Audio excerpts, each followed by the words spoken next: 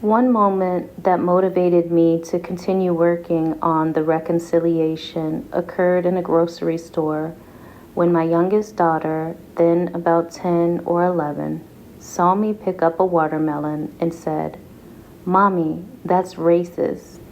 Surprised, I immediately became hyper aware of my surroundings.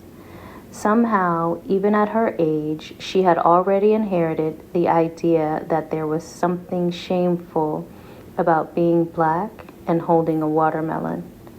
That interaction stayed with me, and I realized I was aware of the stereotype, but not its origins.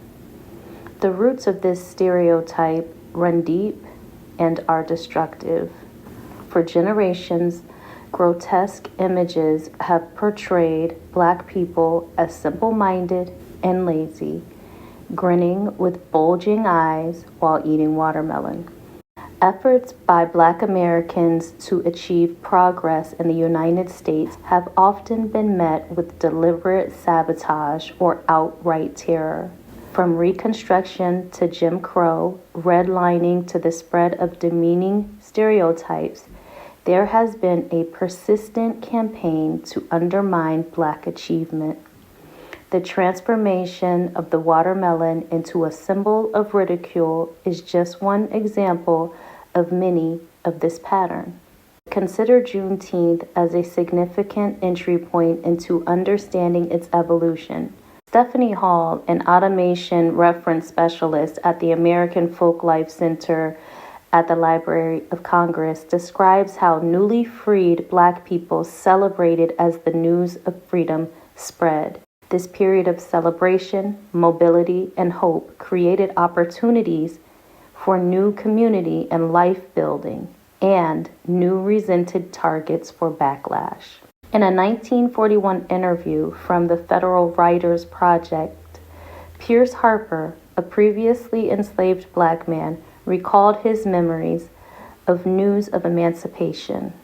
They spent that night singing and shouting. They wasn't slaves no more. Harper noted that some emancipated people made good money and had a good farm, only to become targets.